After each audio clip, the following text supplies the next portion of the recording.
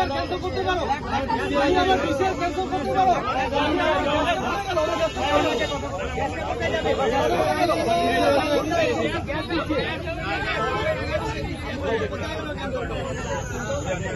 DCR cancel করতে পারেন আপনি।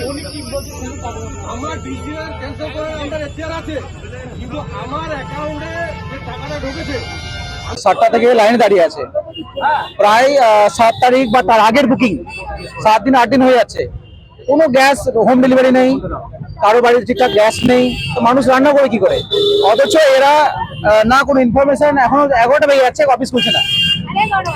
আমাদের তো ইনফরমেশন দিতে যে আমাদের এখানে গ্যাস নেই, জিরো, নোটিশ টাঙিয়ে একটা, তাহলে সবাই ভাববে যে ঠিক আছে গ্যাস নেই, স্ট্যান্ড বাই দিক, তো সেটা তো কোনো ইনফরমেশন নেই, তাহলে মানুষ যাবে কোথায়?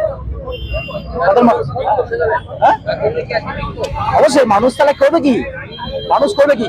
সরকার বলছে যে গ্যাসের কোনো সমস্যা নেই, গ্যাসের যথেষ্ট গ্যাস রয়েছে, এরা তাহলে কি সমস্যা হচ্ছে? অথচ অন্য ডিস্ট্রিবিউটারে গ্যাস এখন অ্যাভেলেবেল রয়েছে, এটা কেন অ্যাভেলেবেল নেই? এটাই তো আমাদের প্রপার ইনফরমেশন প্রশাসনের দেখা উচিত, অ্যাকচুয়ালি প্রবলেমটা কি, অ্যাকচুয়াল প্রবলেমটা কি জানাতে উচিত, তাই না?